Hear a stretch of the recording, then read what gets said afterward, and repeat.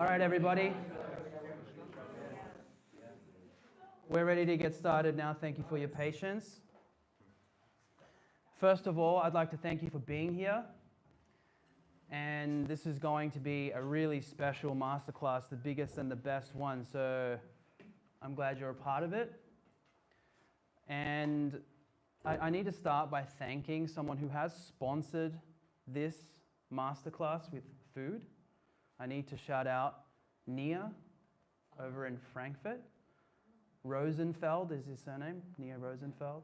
He has 7 vegan restaurants, all badass vegan establishments who get across a clear vegan message in the restaurants. He dedicates his life to animals. And Gary Yourofsky is also with us here in the room.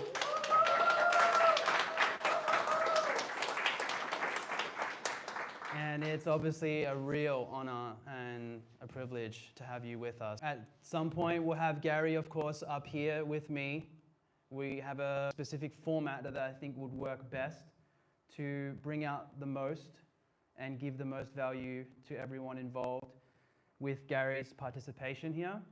But first, I just wanted to give a special thanks to all the food. The food is amazing. I can't wait till we all get to enjoy it. And it was literally delivered to us to help support this campaign. So once again, a big thank you to Nia, and please go and support his restaurants in Frankfurt. And without further ado, let's get into it. All right, so what I'm going to get into essentially is teaching you the best that we have to offer in terms of training for outreach on the streets. And first of all, I'm going to start with an introduction about me. All right, so who am I? Basically, I am someone who initially started with a strong passion for music. I mean, before that, I had other passions as well, but they weren't as strong as the one that I had for music. Lasted about 8 years, and I was recording and performing, and I won't get into it too much unless you have questions during the Q&A, but that consumed my life for about 8 years.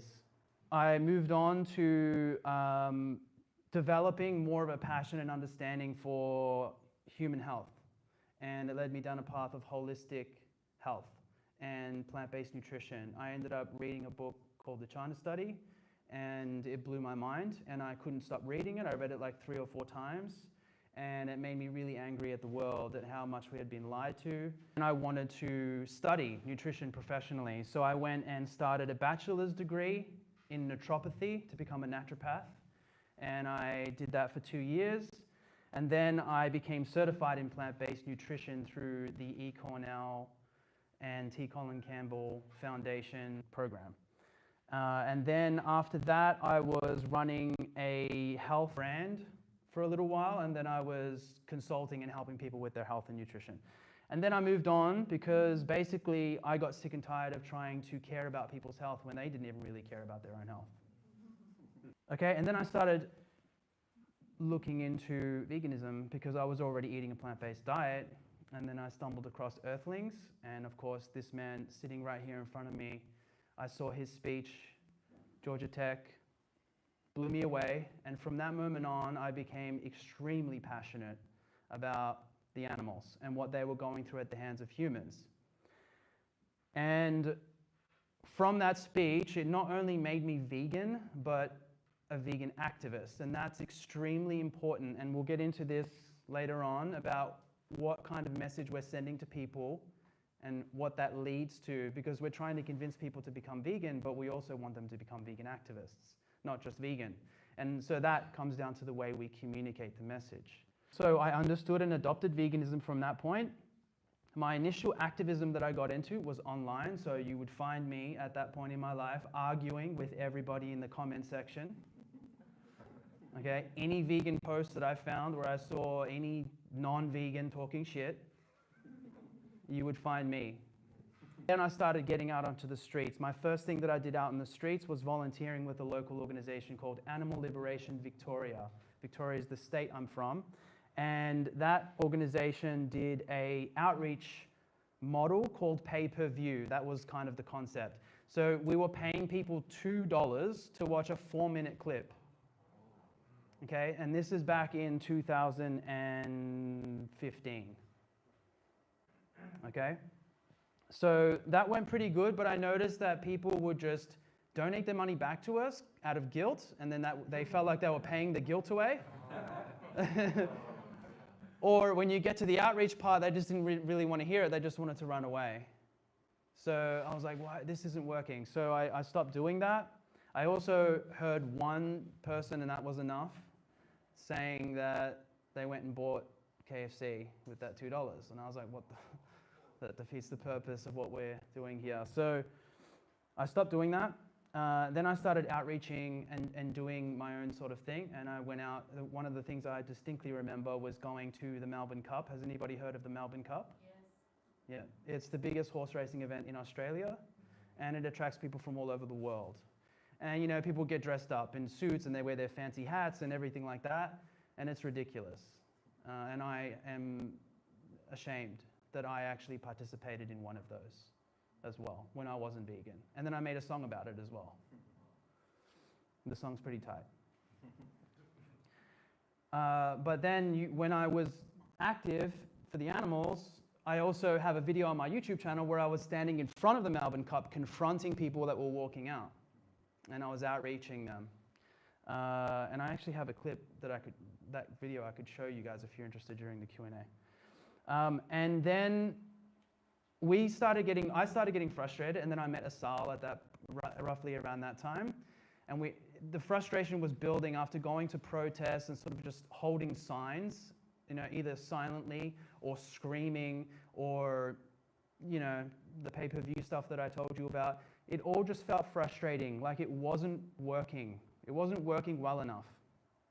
So we saw what was happening at that point in London or in England, and they were doing the Earthlings experience, wearing a white mask and holding screens. So that initially influenced us, but there was no real structure. It was just sort of just get out on the streets, wear white masks and hold a screen. But there was nothing else, there was no other guidelines really. So that's what we did. Right? But when we got out onto the streets, we figured that it was important for us to establish a structure. So when we initially started, we had a line, and we had people facing opposite directions. So one person facing that way, the next person standing next to them facing the other way, and so forth and so on. And then we did outreach, and I've got videos on my YouTube channel outreaching people, recording my outreach from that first action. If you want to go see it, my outreach is terrible. But it's awesome to go and see that if you want to get yourself introduced to the AV history, essentially. Back then, we weren't calling them cubes of truth either. We were calling them Thousand Eyes Experience. Why did we call it Thousand Eyes Experience? Because there's a 4-minute video, which I recently used in Taipei, Taiwan, during my first classroom lecture in front of 33 students. And that 4-minute clip is called Thousand Eyes, and it was produced by Chris Delforce, who is the producer, the creator of Dominion. Back then, that 4-minute clip was extremely powerful, and it still is. When I played it during that classroom lecture, I broke out into tears, because it's just insane. So we would show that on screens, no sound, and then we would do outreach, okay? After 3 or 4 actions, we had established the cube because we tried different things, circles, triangles. We even tried to like press up against the wall, and we tried different things, but ideally when we did the square, we were like, that's the one. And then we worked on perfecting that into what it is today. And it's always been a process of perfecting. It's never ever going to end, that we need to continue to work on this to get better and better. So the structure that we have now, and then at some point we decided to call it a cube of truth, which happened by accident. I just said it during a debrief one day. I was like, that was an awesome cube of truth, and people kind of laughed. And I was like, actually, that's dope. We need to stick with that. And then we kept, calling it that. And then we officially changed the name of the campaigns to Cubes of Truth. And at some point during like the 3rd or 4th action, we set up the organization, Anonymous for the Voiceless, because we knew that the cube model itself was awesome, but it needed an organization behind it. Because if it didn't have that, then we wouldn't be able to provide this in a professional way to other people as a platform to do this as well. You know, it's one thing to provide an ebook or something like that to people and say, here's the instructions, but then to have a whole organization behind it where you can provide support, training, resources, a whole team, that's a completely different ballgame. So we knew we had to do that in order to make this what it needs to be. So the first Cube of Truth effectively started in April of 2016. So we're nearly 10 years deep into this. And the core mission that we have is to end human supremacy and to establish true respect for the animals. Because we all know that people love to say they respect animals, right? Even hunters. Yeah, right? But we're here to make sure people are telling the truth. We're here to make sure that true respect is established for animals. And that's been my mission since I started this. So who is AV? As I said, we founded, in April of 2016, and I started this with Asal Alamdari in Melbourne. Okay, she was working with me on this from the beginning, and we had different roles in the organization, and we still do. And we always wanted to specialize in street outreach. And we know our limitations. We're not going to act like we know how to do disruptions and rescues. We specialize in street outreach, and I think there's a lot to be said about staying in your lane and perfecting your craft. And we decided early on that we want to have a top-down structure, which is otherwise known as a hierarchical structure. That we didn't want to have every executive decision in the organization passed through a committee board and voted, because we knew that that would become chaotic and things would never really get done. That's what we had noticed in many other organizations, or things would get watered down over time, And so we had to establish it this way, we felt, in order to be most effective. And it does come with an ask, and the ask is that you give us the grace to lead, and you give us, that trust that we are going to make the best executive decision. We're not perfect, of course, and nobody is, but we are going to make the best executive decision that we know how to. And at the end of the day, that has worked out pretty good. It's worked out better than at this point, we are the most effective street action organization in the vegan movement. So I think it's been working pretty good. The teams that we have we have the directors, myself and Asal. We have the regional organizers here in this room. We have Oliver. Let me introduce Oliver. For those of you who don't know, Oliver Loss is sitting here. He is the regional organizer for Germany as well as Switzerland. Am I missing one? Austria. That's right. I knew I was missing one. And doing a great job, by the way. So regional organizers manage regions, and then we have the organizers who manage the cubes of truth that are happening in their cities. They are responsible for making sure that they operate according to AV values. And then we have the inductions team. They are responsible for recruiting organizers. And that's a very thorough process. We don't just hire anybody for this job. And it is a job, by the way. You may say it's voluntary. Yes, but we're fighting for the animals, so it's even more important than your paid job. And that's how we treat it. So that is a process. You have to go through an application process. You have to go through an interview, essentially. And it's a 2-hour process, the induction that we go through, that video process where we meet with you and we go through everything. We really need to make sure that you're the right person for the role and that we're the right fit for you too. Then we have the design team, which I need to give a shout out to Lucy. She actually helped with these slides that you're seeing right now behind me.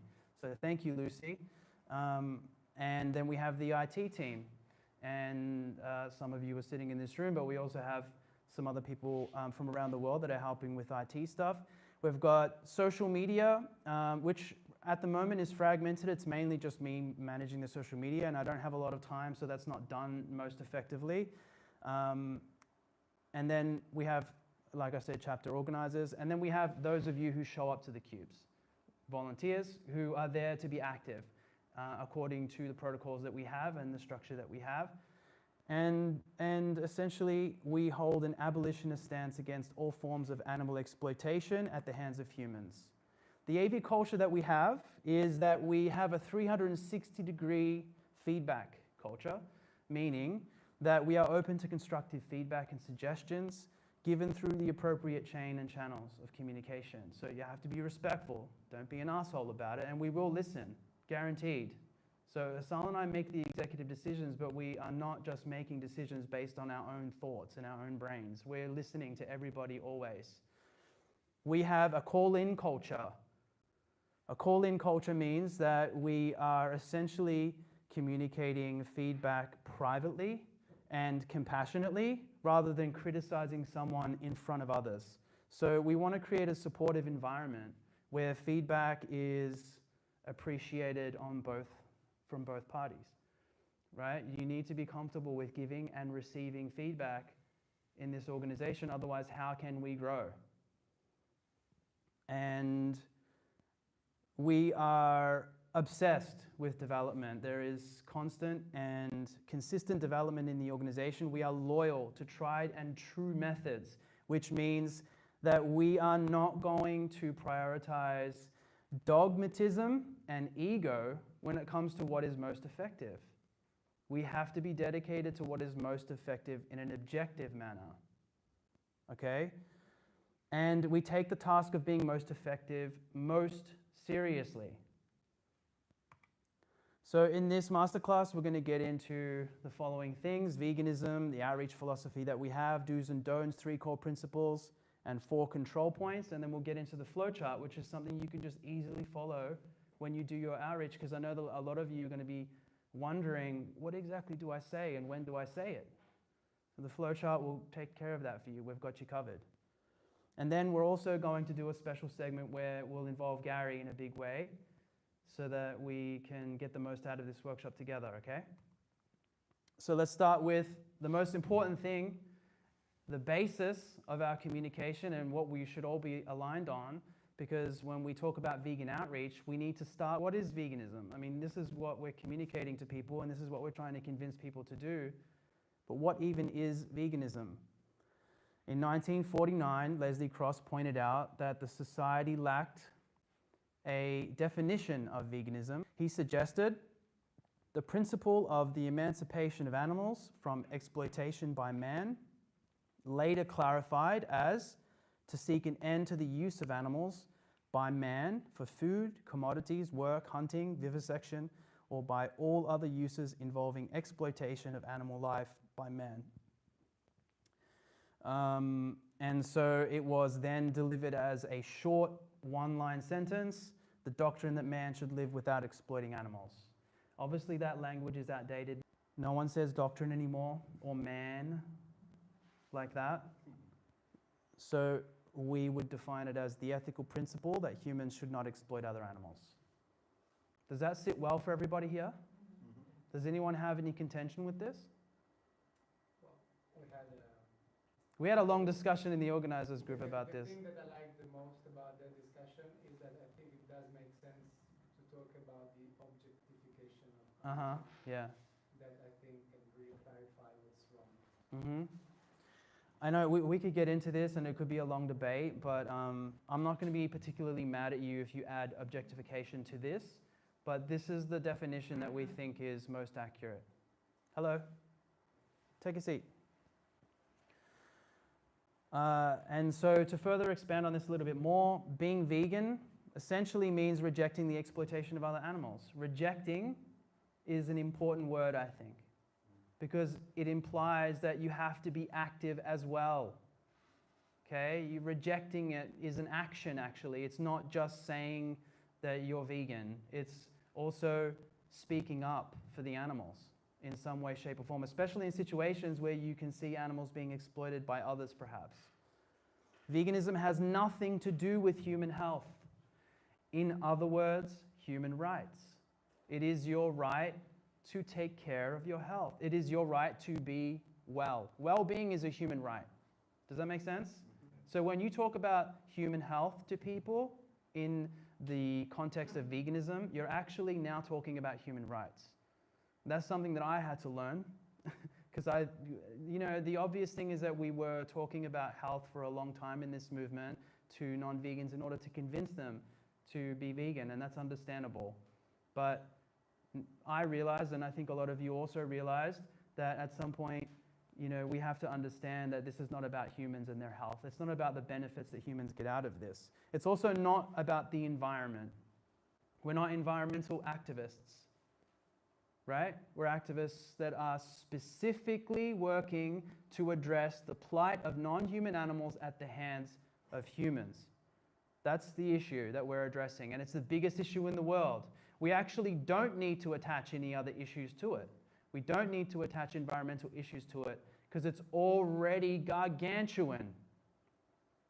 And when we talk about environmentalism, and I've understood the reasons for that as well, we want to address the environment because the animals live in the environment too, but so do humans. So it ends up, of course, coming back to how this benefits humans. Unfortunately, when you talk about the environmental issues with humans, they're only thinking about how this affects humans. They're not thinking about how this affects gorillas.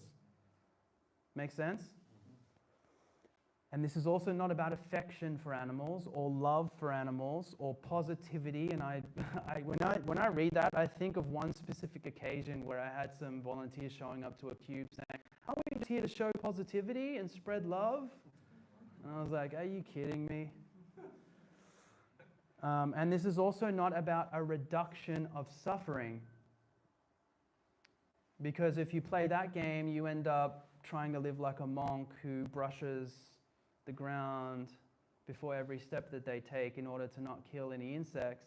And then at some point, you're actually still going to kill animals.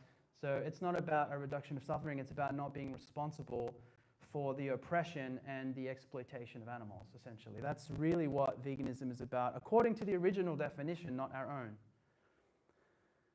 So this is only about justice for animals who are oppressed at the hands of humans, and it's about ending human supremacy because at the end of the day, the supremacist mindset is what is behind the actions of non-vegans.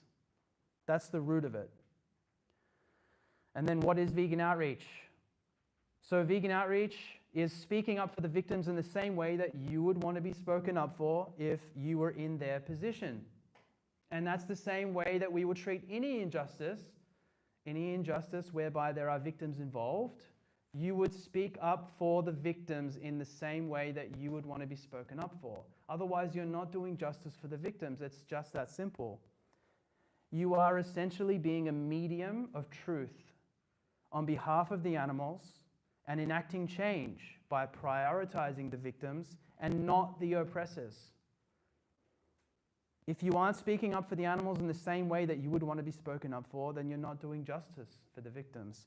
The core of a successful outreach interaction is centered around holding individuals accountable for what they are personally responsible for, and everything else is details. I know that you've experienced this if you've done outreach at least once, where people love to hide behind corporations or the government or the entire human species by saying, well, everyone does it. We can't change the whole world, so I'm not going to change. Well, you should focus on government change or corporations. They need to do this better. They need to do it in a more humane way. This is avoiding personal and individual accountability when they do this. And of course, it's a lot easier to do that than to actually just be responsible for your actions. And of course, it's especially easier to do that in this case because when you're talking about this injustice, we're talking about the largest injustice in the world. This is an extremely ugly truth for people to be confronted with. To say, I am responsible for this and I'm going to change, takes a certain level of character. And unfortunately, a lot of people out there do not have that character at this point in time. Okay, so this is about making sure that you're talking to the kinds of people that have that character. And believe me, there is a lot of those people out there. Otherwise, this organization would not be around today and succeeding and still going after 9.5 years.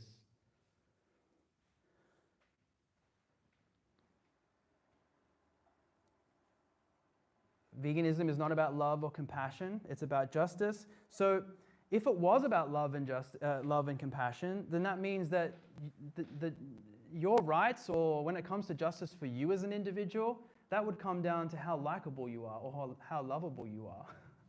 But that's not how it works. If someone hates you, they still have no right to strip your rights away from you, to oppress you, to make you their slaves, to stab you in the throat just because they don't like you, right? So whether you love animals or not has no bearing over whether we should respect them with basic respect, such as the respect for them to just have freedom and to not be subjugated by humans. So if you don't go around beating children, you aren't instantly a compassionate individual. That's not how we measure compassion in the world. Hey, did you beat up anybody today? No. Oh, you're a compassionate person. That's not how that works. Okay? Refraining from injustice does not make you compassionate by default. It makes you sane. It's not loving, it's the right thing to do. It's simply sane and just. The approach that we have is pure honesty, because we've found that to be the most effective. And so what we mean by planting seeds, well, let's start with what most people mean. Most people think that it means verbally leafleting. Okay, and if you don't know what leafleting means, it just means handing out information essentially, right? So if you're doing that verbally, what makes you think you're going to be convincing people? Just by spitting factoids at them, okay? So it's not just about saying pieces of information and then asking questions that actually lack individual accountability. And you have to pay attention to what kind of questions and points you're making or asking, and notice, does the question or the point that I'm getting across here actually have a sense of accountability for the individual I'm talking to, or does it lack accountability? Right? So if you're just talking about some fact, make sure that after you deliver the fact, go back to the individual that you're talking about. Make it about them. Otherwise, you will get lost in philosophy. And then a lot of people think that that's planting a seed, actually, just having a philosophical discussion. What we mean by planting a seed is that the person that you're speaking with leaves, knowing that they are personally responsible for what you're showing on the screens. At the cubes, this is obviously in the context of showing the footage on the screens. And that they must be vegan as of that day. And that anything else is morally unjustifiable. Okay? And so essentially, like I said, this approach is pure honesty. We prioritize truth over everything. When it comes to injustice, a lot of people will try to convince you that morality is not black and white. Right? I'm sure you've had this done to you, right? They'll try to convince you of a gray area where it could be acceptable, such as the humane myth. Well, if you kill them in a quick and painless way, then maybe it's acceptable. And if you don't believe me that it's black and white, all you have to do is ask them, okay, can I do that to you right now? And then see what they say. So when it comes to injustice and when there are undeserving victims involved, morality is black and white. Anyone who attempts to convince you otherwise is gaslighting you. Okay? Make sure you understand that. That's actually psychological abuse. Okay? Don't allow that to happen to you. Telling victimizers the truth and holding them accountable on behalf of their victims is the most loving and respectful thing that you can do for them. Even if they don't have the character or they can't seem to handle it. A lot of people think that telling people the truth is so harsh if people can't seem to handle it, that that's not something we should do because we don't want to hurt them. And so be mindful of what you're prioritizing here. Are you prioritizing social comforts over the truth, over justice? And if so, I would question whether you actually want to do that or not, because at the end of the day, why are you standing out there on the streets if you don't actually want to be invested in changing the world for animals? When you are being disingenuous, non-vegans will see that your desire to be validated by them is stronger than your desire to be there defending animals. That's your job anyway, so it would make no sense for someone to be standing there thinking, oh, well, this person's being really nice to me. And also, it's just really weird that you think that they're going to change based on how much they like you. What happens when they stop liking you? That's not a good foundation, all right? It has to be established on something real. And the message that you're getting across when you tell them the truth is that your desire to defend the animals is stronger than the desire to be liked by them. And that's a really strong message to get across. And it's not to say that we want to be assholes to people, but we have a priority here, and we're there to do a certain job, and we can't lose track of that. That's front and center. And if you are focusing on being liked as a priority, then that implies that animal rights is a mockery. You don't really need to take it so seriously. It is more important to just focus on humans and humans liking each other. Do you know what I'm saying? All right, and this is a quote from Don Freeman. One of the nicest things that you can do for people is be brutally honest. Most of them won't be able to handle it because they're so used to sugar-coated bullshit. But their subconscious will absorb it as long as your intent is righteous. And that last line is important. Again, we're not out there trying to be assholes, right? If your intent is righteous, they will understand it. Maybe not in the moment, but it will stay with them. And so a lot of people ask, yeah, but people don't seem to care enough about animals. So what are we going to do with those people? And so this is what we have to say to that. Why don't people seem to care enough about animals? Well, we need to speak up for animals correctly. Too many vegans focus on things like plant-based recipes, restaurants, weight loss, or deforestation. If the way that you communicate on behalf of the animals seems to lack a serious focus on them, and instead focuses on human benefits, it implies that you don't need to care and that they're not deserving of liberation necessarily. So the way that you communicate needs to have a sense of care factor for the animal so strong, regardless of whether the other person seems to not care, and then we're being responsible for at least the tone that we're bringing across in that interaction. This is not a conversation about sympathy either. This is a conversation about accountability. So caring just simply means respecting them enough to not oppress them and exploit them to death. That's not really, you don't have to have sympathy or compassion necessarily to offer that kind of respect to an animal. This is something that I just touched on. Not everybody is reachable, and I also want to touch on the conversation length. So not everybody on the streets is worth talking to. And I'll get into how we can help you to assess whether the person that you're talking to is reachable or not. Part of your role is to assess who is reachable or not, and many people are not reachable. They're just simply not reachable. Gary told me a great story last night about a cop that was justifying human slavery, the slavery of black people in America. Poor in Africa and they were being fed. Because they were poor in Africa and being fed. Justifying the slavery of black people in America. So, do you think that he would listen about this? Do you think he would go vegan? Do you really, you should know who you're talking to and walk away. And that's exactly what Gary did, by the way. So if they want to have a short conversation with you, I've got to get going, I've got to jump on a train. Oh, my kid's yelling. There's no point in going, just let me get 5 more minutes out of you and get it. We have found that it's usually draining and it brings more energy, it takes more energy out of you to try and draw blood out of a stone, so to speak, than to just move on and focus on other people who are willing to stop and listen and reflect and change. Don't entertain individuals who want to engage in long, argumentative debates. This is key because, again, we need to preserve our energy. We need to make sure that we're not giving our energy away to people unnecessarily. And this is not up for debate.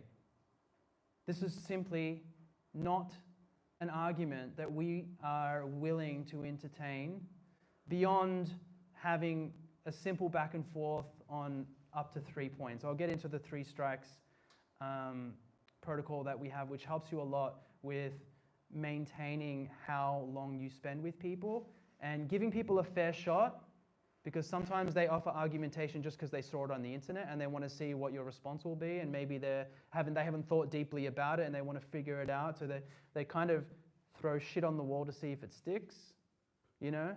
But sometimes they're not doing it to be an asshole. So you have to be able to read who you're talking to. Sometimes they are though, and so those people, you may not even want to go through the 3 strikes and you may just want to move on after 1 or 2. You know, use your best judgment with that. But we definitely don't want to entertain long argumentative debates. And do not underestimate the cunningness of non-vegans, which is fueled by their guilt. And the ability that many non-vegans will have to waste your vital time at work for the animals, to drain you of your energy, your mental energy, to make you upset, and they get a kick out of that, to hurt you because it hurts them. Their guilt is flaring up, and it's just easier to attack the messenger than it is to accept the message.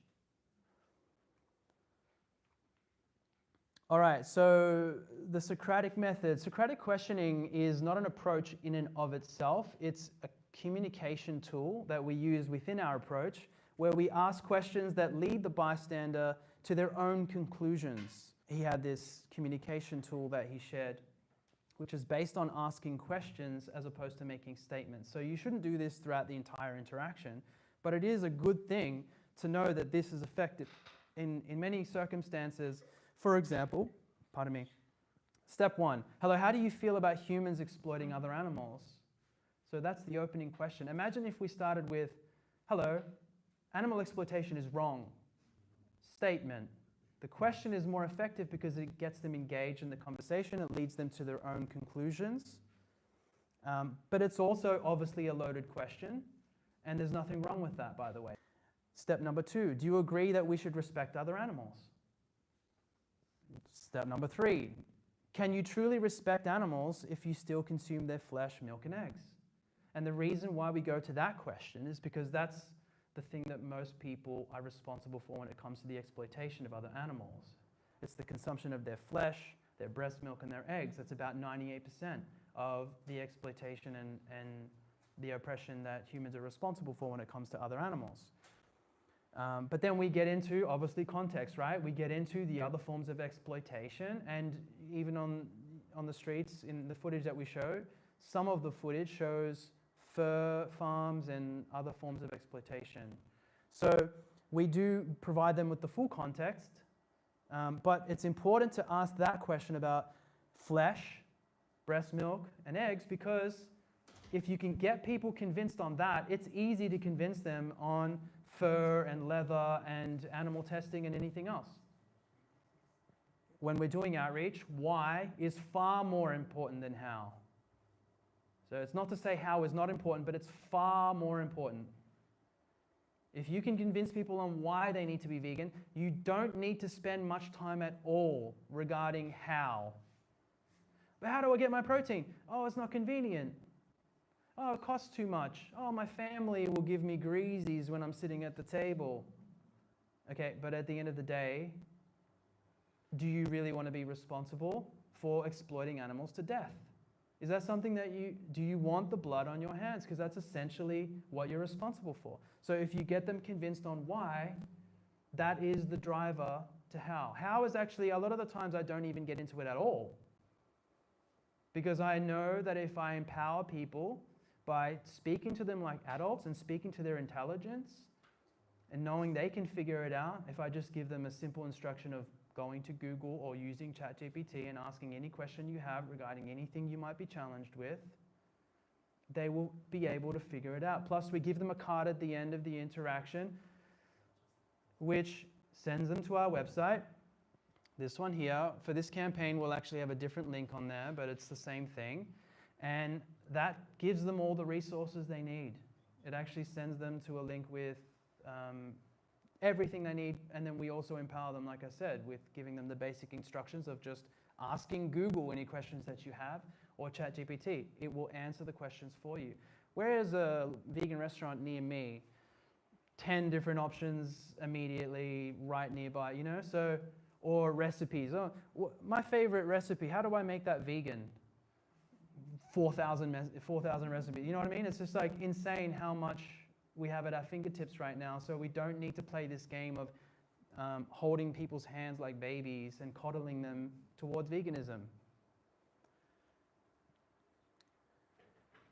And we feel that people already know how to go vegan. I think it's kind of an excuse that people use when they say, it seems hard, I don't know if I can do it.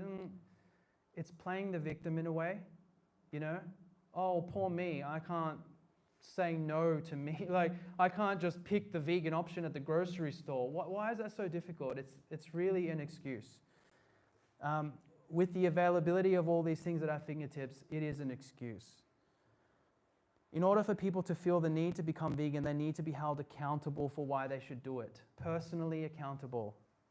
Focusing on how, if you really want to get down to it, is pretty much an insult to the victims and marginalizes the severity of their oppression. Think about it if you were in the victim's position and I was advocating for you and I was trying to liberate you and I was focusing on how easy it is to avoid exploiting you, rather than just saying, hey, this individual deserves respect. You have no right to be exploiting them to death. This is unacceptable behavior. I'm sure you would prefer the latter to be communicated on your behalf, not how easy it is to stop exploiting you. Now, by all means, I'm not saying don't talk about how. Once again, I did start with that and I'm going to end with that. It is important for you to focus on how, but it's far more important to focus on why.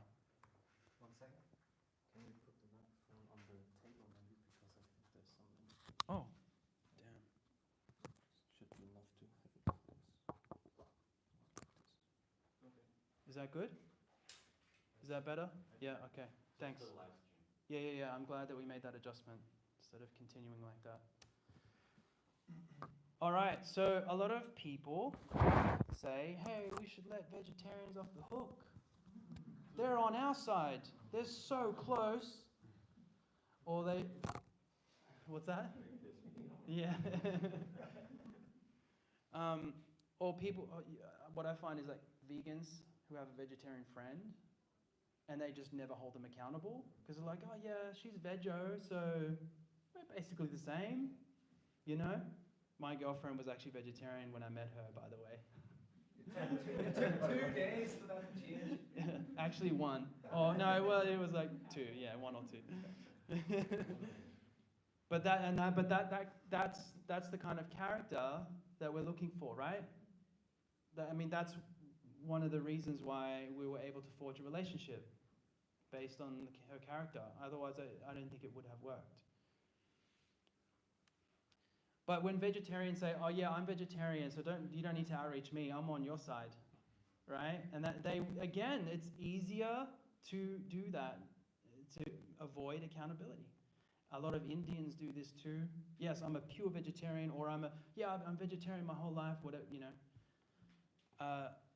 And so what we like to say to those people is, oh, that's great, you're our target market. You're exactly who we need to talk to.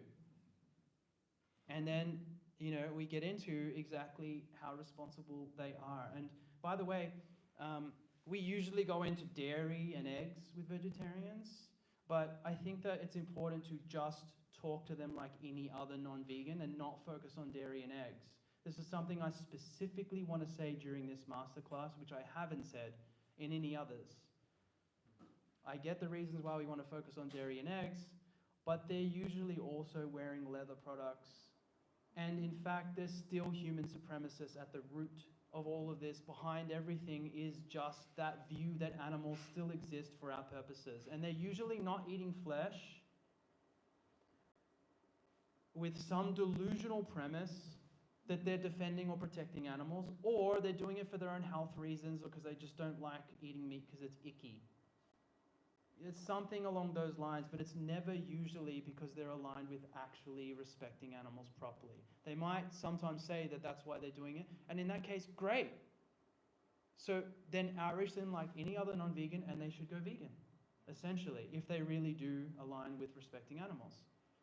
Also, like the definition of vegetarianism at this point is very unclear. So many people then say eat fish, chicken sometimes. Yeah. It really doesn't make sense anymore. Right, yeah. Yeah, exactly. I have a section on my website called Vegetarianism and Hitler. Both are evil. That's a great title. Guys haven't heard of it. When I have talked with vegetarians, sometimes I feel they are the worst. They are, honestly. They say, no, I'm the part of the solution. Yeah. I'm okay with that, and they leave. Yeah. They don't want to change. Yeah. Sometimes it's easier with non-vegan, non-vegetarian people than vegetarian. Yeah. So for those who didn't hear that on the stream, the comment was that non-vegans are usually harder to deal with than other non-vegans. Vegetarians are usually harder to deal with than other regular non-vegans. And that's true in our experience too.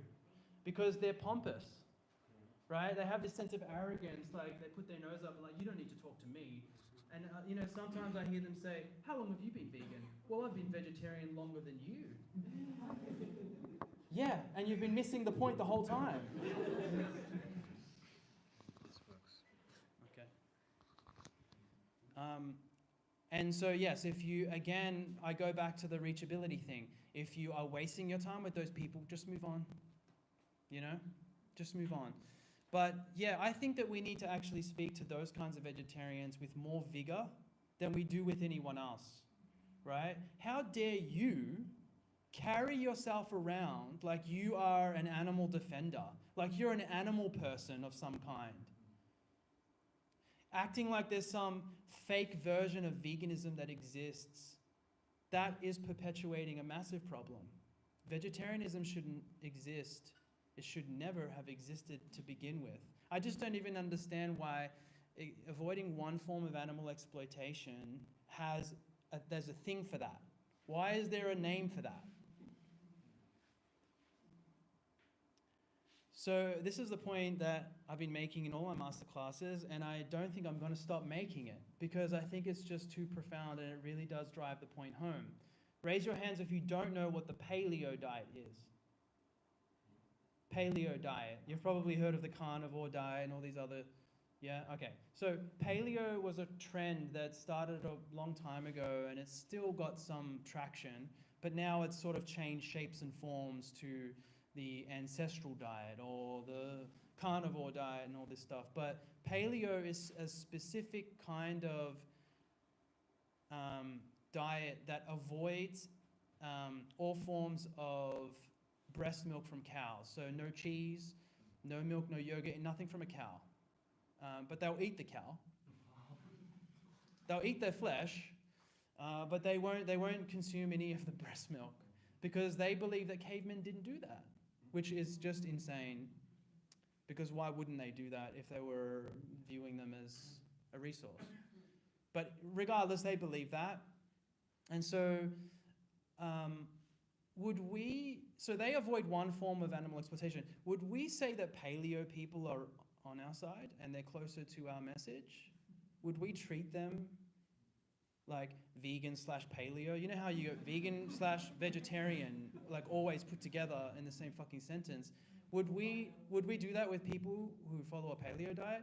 Absolutely not. Right? They're huge meat eaters. So I'm making that point because if you're not going to do that in that case, which you shouldn't, then don't do it in the case of vegetarians either. It makes no sense. So they're not our allies. Don't let other vegans or non-vegans manipulate you into thinking that they are. And this is, so to your point, Xavi, this is what I said a while ago, and I'm just going to read out the quote. Vegetarianism is more of a problem than meat eating. It's created this idea that there's this second version of veganism that exists, whereby you can feel like an animal defender without actually having to be one. I heard that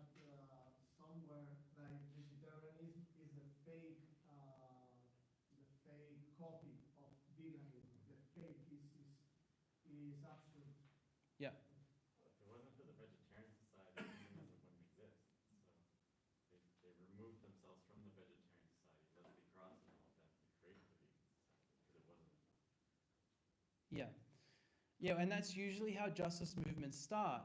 They miss the mark initially. They go, yes, there needs to be change in this regard, but they don't address it acutely and correctly.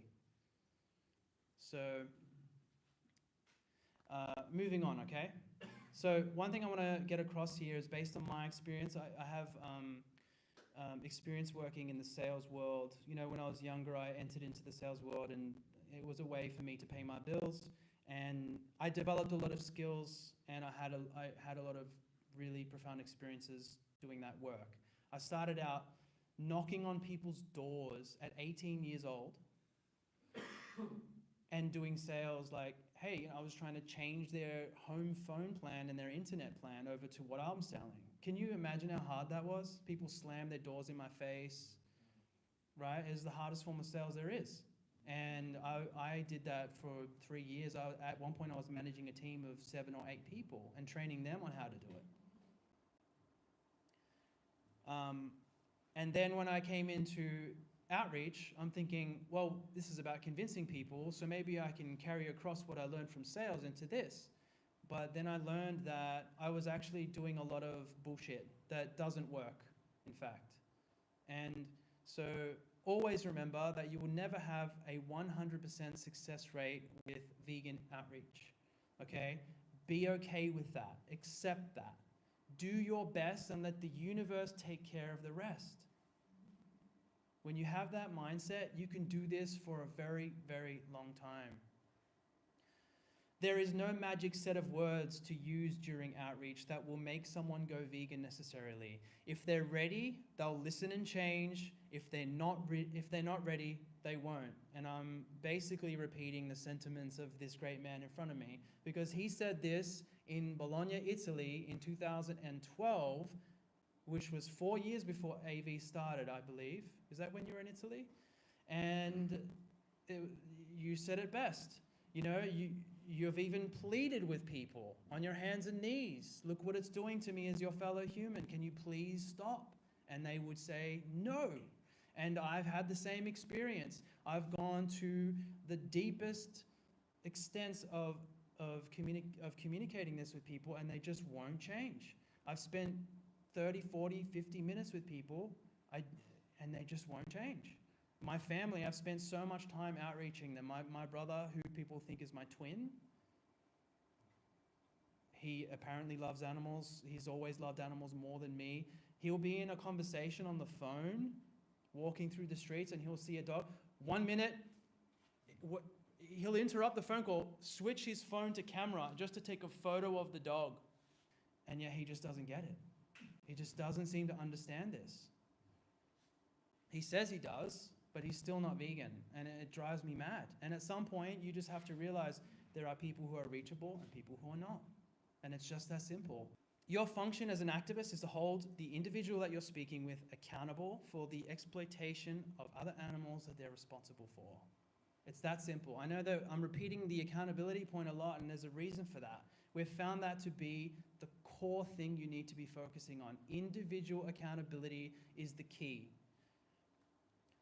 Don't pander. I sort of touched on this already. There's Oliver there in the picture.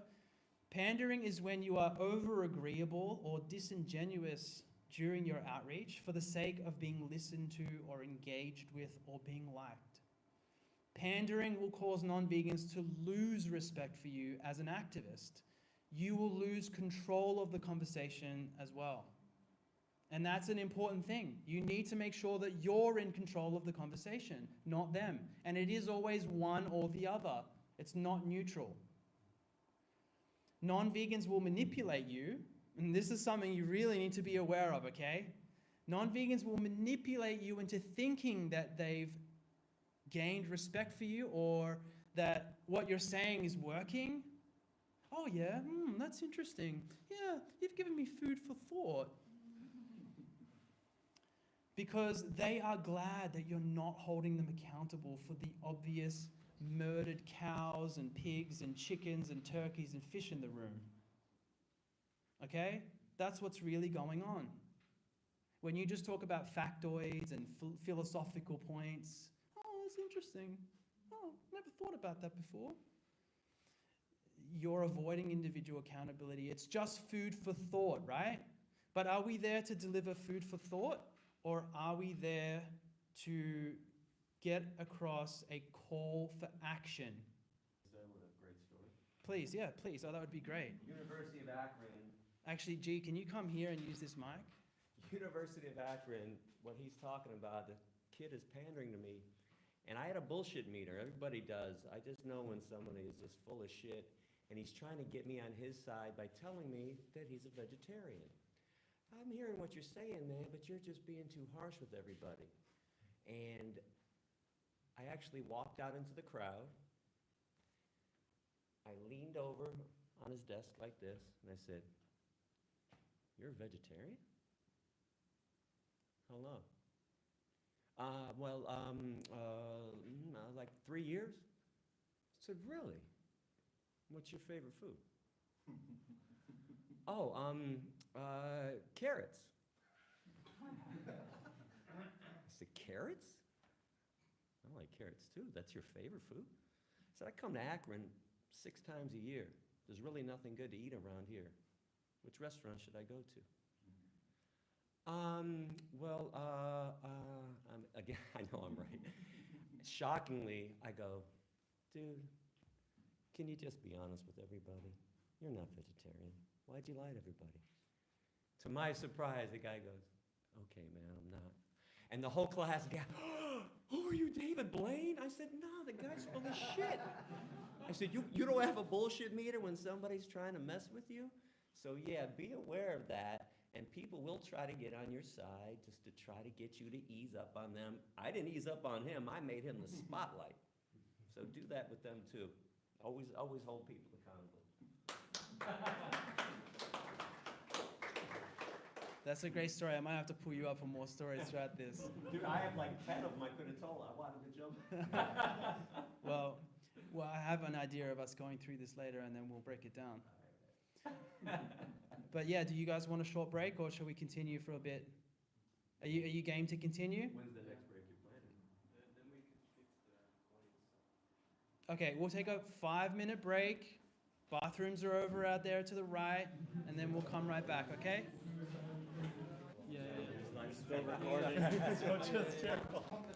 Do you know how It's just that one, it's suppressed? Like it's very, very the audio is very low. Do you know if we can?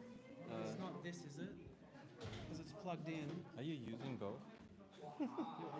Which one is the? This is for your camera, I think. Yeah, this is your camera. So then it's that one. Yeah. Do you have the app that you can make adjustments? Yes, but if it's live now, we can't make any adjustments. That's why I was trying to adjust it on You the could pause. Actually. Let's try like him using this without this microphone, because I think this microphone might be missing. Okay. Like you listen to it on YouTube.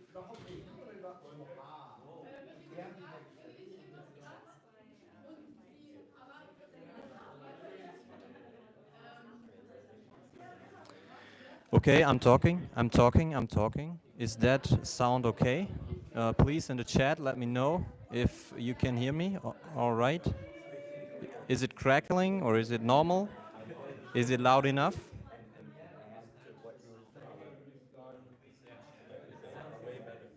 Yeah. Is it crackling or is it normal? Okay. So. Oh, okay. Perfect. Yeah. Because I was thinking, I'm like, I hope he just goes through this. I'm like, okay, hold on. I got one.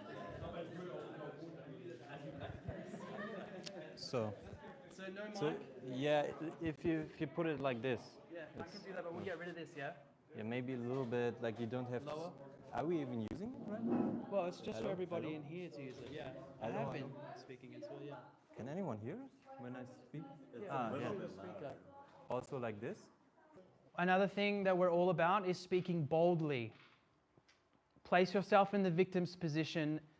Whenever you are afraid to speak up for the animals directly, or if Non-vegans tell you that you're too extreme, which you just literally said in that example that you gave.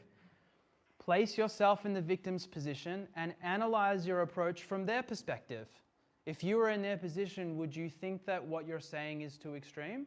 And if the answer is no, continue. You don't go off the feedback of non-vegans. Non-vegans are not the ones who should be shaping your activism necessarily. Okay? It's the message that you need to be getting across on behalf of the victims that is the priority. Would you consider a respectful yet direct conversation too extreme if you were the one being prodded down the kill line with an electric prod to your death in a slaughterhouse? Would it be too extreme to just hold the individual accountable for the exploitation that they're responsible for? Of course not. And that's as simple as it is. Speaking boldly is the most effective approach. When you don't speak boldly, it's implied that veganism doesn't need to be taken very seriously. You have to leave people feeling motivated. And that's an interesting word because the root of that word is motive. They need to feel like there is no other option other than them going vegan. To give someone a motive, you need to get under their skins. You need to hit them in the chest or the gut, not in the head so much. We have noticed that when you start the interactions with people, instead of saying, hey, what do you think about animal exploitation? It opens up intellectual, philosophical nonsense, usually, a lot of the times, too many times.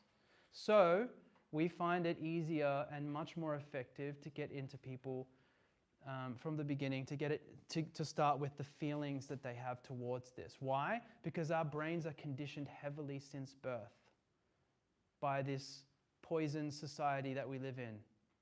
So the brain is conditioned, and this is why it's easier to speak to kids, by the way, because they're less conditioned, right? But when you hit them in the gut and you get under their skin, that's something that they are that's going to stay with them, and it's something that there's a good quote that people remember how they feel after a discussion. They remember how they feel from the words you said rather than what you actually said.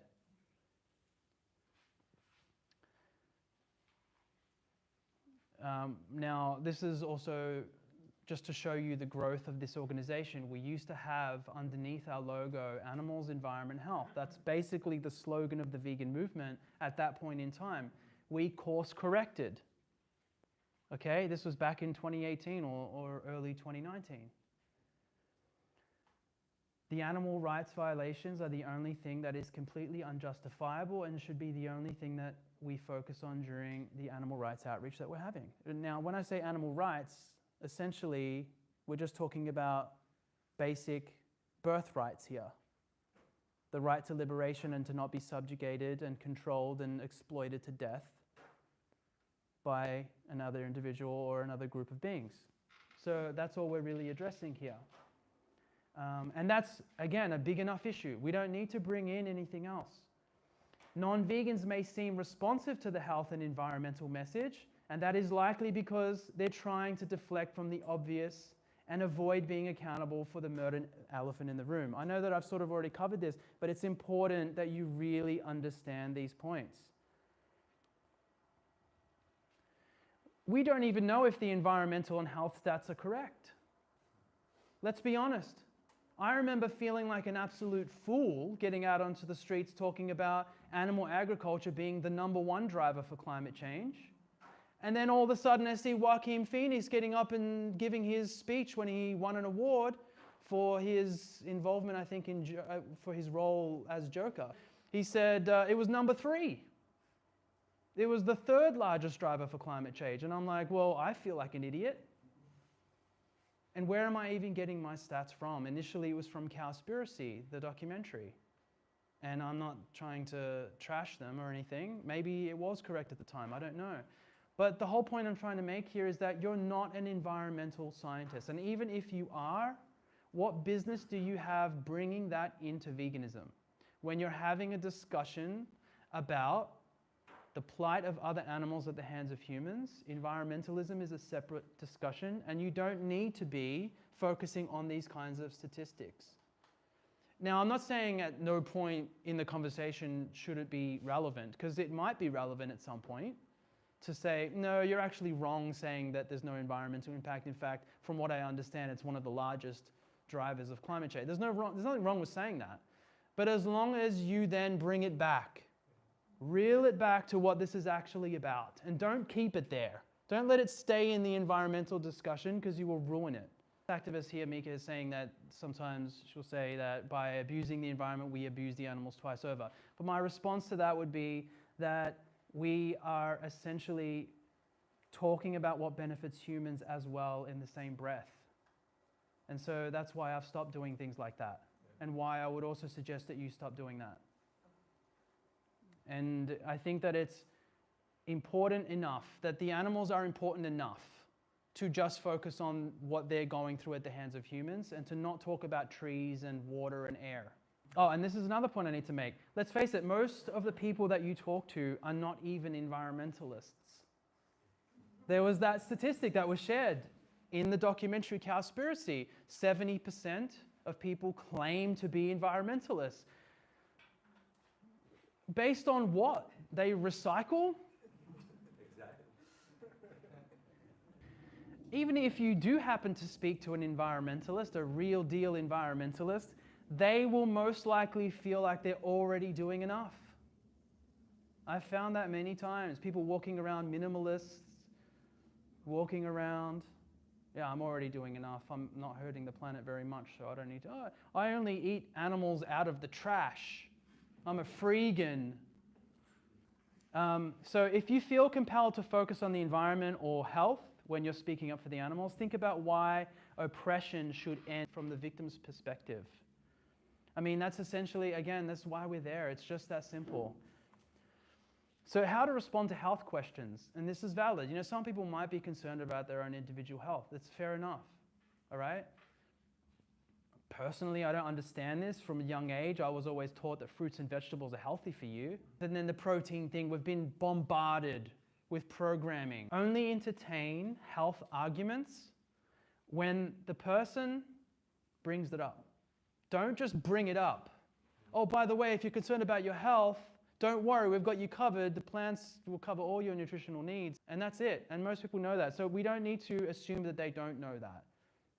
And to prove my point, at the end of the interaction, when you say, do you know what the #1 benefit of being vegan is? Most people will say, it's healthier. So why do we need to teach them about that? We don't. So if they bring up health concerns, if they say, I don't think I can get enough protein or iron or whatever, you can say something as simple as this. The science is on our side when it comes to plant-based diets being healthy, and there are plenty of vegan athletes and bodybuilders out there. One short paragraph, and that's it. Now, if they don't take your word for that, what makes you think that pulling out scientific studies is going to convince them? Right? This is common sense. You're pointing out a fact. There are plenty of vegan athletes out there, aren't there? To prove that it's not more complex than just seeing that a plant-based diet is sufficient.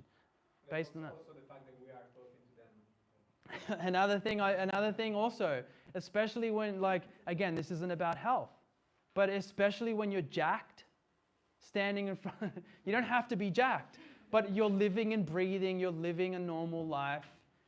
Obviously, you're proving that it's adequate and sufficient just by you living and breathing in front of them. It's extremely disingenuous of them to say, no, it's not healthy, it can't be healthy, and I can't do it, when you're standing in front of them living and breathing in the flesh. Yeah, and if you like, I can show you a video of me doing outreach to 2 kids who were like 17 or 15, I can't remember how old they were, but apparently old enough to smoke cigarettes, and they were using the excuse that they didn't think it was healthy. And I said, why should I assume that you care about your health while you're smoking a cigarette in front of me? So my point here is to understand that the person that you're speaking with needs to be genuine in their health concern. Use your judgment on whether that person is being genuine about that or not. And if they are being genuine, then you'd give them something like this. And if they're not, don't entertain the argument. So statistics and factoids, keep them minimal. All right? It's important that you keep them minimal. Otherwise, you will get lost in information and debating things that don't really matter. Outside of what is asked of you, state minimal information during outreach interactions. We are not on the streets to verbally leaflet. You aren't at a cube of truth to be a statistician. You're there to have a concise conversation that holds people to account for their oppression of animals. A conversation will go on for longer than necessary if it turns into an argument over statistics. This is another reason why you shouldn't bring up the health and environment talking points, because those points end up going into statistics and facts and this and that. Oh, but this person said that and this study shows this. But you know what's completely undeniable? The fact that humans are exploiting animals to death and there's no justifiable reason for it. And that's the point we need to stick to. That's the most compelling argument, and guess what? That's the only thing that we need to be focusing on, because that's what veganism actually is. Which injustices to compare to? So, the most effective comparison that we have found is to place the bystander or the non-vegan that you're speaking with to the victims, like putting them in the victim's position, right? To place them in the victim's position is the most effective thing when you're comparing to any other. So in other words, if you say, well, racism, sexism, etc., it's still outside of themselves. So it may be convincing, and I'm not saying it's not, but what is most convincing? That's why I said at the beginning, we take being most effective most seriously. And so we've found that it's always better to just put them in the victim's position in any of those comparisons that we could possibly make. So instead of saying, well, what if it was black people? What if it was you? What if it was you that this was happening to right now? Is there any way that you could find this to be acceptable? Or would you just absolutely reject it? Clearly you would. Also, please avoid dog comparison. Now, I couldn't imagine my life without dogs. At some point, I have this dream of adopting a bunch of dogs. But that doesn't mean I'm going to have a conversation with people. Like, most people actually claim they love dogs, right? And we think that we live in a society of dog lovers. This goes back to not leading with compassion. And it's not about the love that people feel towards animals. It's about the hate that they feel towards the injustice that they are responsible for. The largest injustice in the world, mind you. So it doesn't come down to whether you can imagine your dog in a slaughterhouse. It comes down to whether you can imagine yourself in a slaughterhouse. I've also made this point. I'll make it again. But if you really think that we live in a society of dog lovers, why do we have shelters and dog breeders? And why isn't anybody protesting them at length? If we did live in a society of dog lovers, I would assume that every shelter would have a group of humans around protesting until they shut down. That's not the case. True love and respect for dogs would equal that. That's not what I see in society. What I see is people basically virtue signaling and saying they love dogs, but only to the extent that they provide them companionship and entertainment to some degree, right? Most of the people that have dogs have gone to a breeder, and they have a species of dog that shouldn't even exist. They're tiny. They've got so much hair just because they're like fluff balls and look like a little teddy bear. They're walking around, they can barely walk, they can barely breathe, they can barely see. They have so many organ issues. They don't live very long, but they're cute. And they, you know, especially women love to just walk around with them like an accessory. They'll claim that they love their dogs, and then when their dog dies, how long do you think they'll mourn before they get another dog from a breeder? Dogs are still one of the most exploited animals on the planet. Exactly. And so, exactly, the comment was dogs are still the most exploited, one of the most exploited animals on the planet. So when you are saying, hey, you shouldn't do this because it would be wrong to do this to dogs, in whichever way you say that, do you really want cows, pigs, and chickens and fish to be respected on the same level as one of the most exploited animals on the planet? It undermines them as victims too. And it undermines them as victims too. Yes. Now let's get into unacceptable terms. We have found that these terms are unacceptable for various reasons. And if you have any questions, we can get into this during the Q&A, but I kind of want to power through this now. So the terms are meat eater, because that just completely misses every other version of exploitation.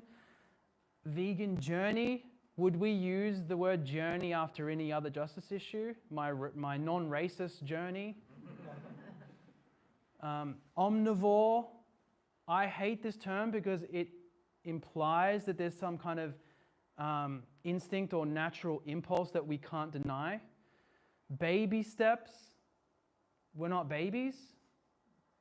People will say, oh, I want to take baby, I don't want to go vegan immediately. Baby steps. Why? You're an adult. You should be taking adult steps. That means you immediately change. Okay, carnivore. Again, it goes back to the same thing as omnivore, right? There's this whole thing about what our nature is beside the point. I don't give a shit if we're omnivores, quite frankly. I think we're herbivores based on my research, but I don't even care about having that argument with people. I don't care about winning that argument because it's not important to me. If we are omnivores, this still holds the same. That's it. Plant-based, completely different conversation. Plant-based is a health and diet movement. It's not anything to do with what we're talking about today. And carnism is another word. You know, funnily enough, I actually removed this. I removed this from the slide and then I put it back because Ben made a compelling argument just before I got started. But in all of the other previous workshops where this has been shown, carnism was actually on here. But for this specific one, I removed it, but then I put it back because Ben gave me a good argument. And the argument was that if you go to carnism.org, okay, and the definition on there is just talking about eating animals. It's just opposing the eating of animals. And if that is the definition that's provided to the world without context, then I don't think that that's a good word for us to be using. That sort of speaks to vegetarianism, meat eating. It's not talking about the exploitation of animals, which happens in many other forms and facets. The other thing about carnism, the word carnism, is that the root word is carne, which means meat. It's just meatism. So a lot of people go, how should we talk to the public? Like initially when we were doing these training sessions, a lot of people would just ask us how to act and how to carry ourselves and how to talk. And we would just be like, be a normal person. Like especially when you have the initial ice-breaking moment of saying hello to a person. People go, so how do you start the conversation? I'd be like saying, hello. How about that? Hello. Just start with that. In other words, act like a normal human being, okay? And I'm not saying normal, like, you know what we're saying here, right? Be yourself. Yeah, just be yourself. Don't think too deeply about it. Be a cool, normal person. Just be you, basically. Tailor your language and tone to suit the individual to some degree. I'm not saying pandering. That's not the same thing. But if you're talking to a truck driver, don't try to talk all intellectual. It's not going to work. If you're talking to a hunter, same thing. If you don't be all corporate with them. Make sense? If that's who you are normally, I'm saying. You might have to adjust, okay? And same thing, if you're talking to a professor, then you may need to step up your intellectual abilities to communicate more effectively with them. It doesn't mean changing what you're saying though, so don't get me mistaken here. So, yeah, you have to adjust. I mean, the person you're speaking to might be shy, they might be talkative, so you need to adjust the way that you're doing things. There might be a language barrier. When it comes to the age of the person that you're speaking with, a lot of people ask us, should we be talking to kids? Absolutely.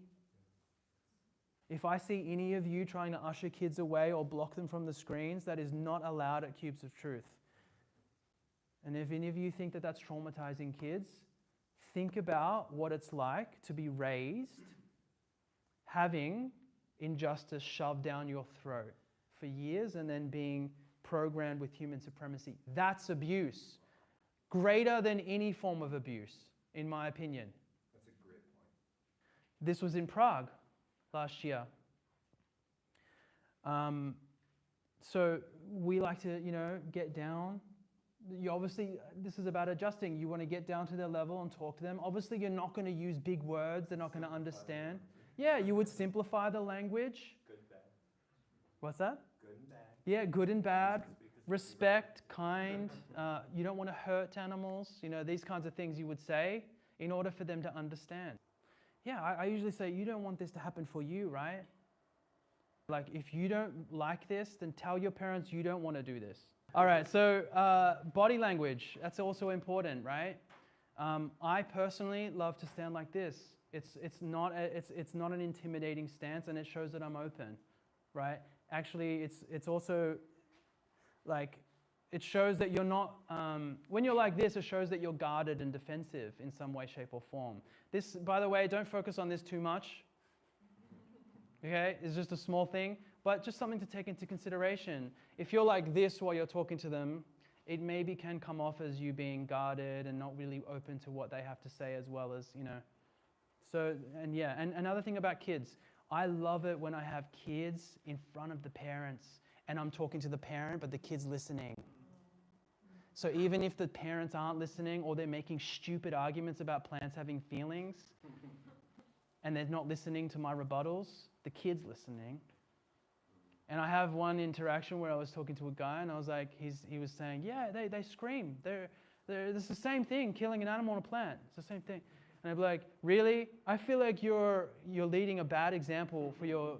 And I was making a point for the kid, like, do that. Make sure you do that. Be mindful of the fact that the kid's absorbing everything. All right, and now we'll take a break, okay? Let's eat.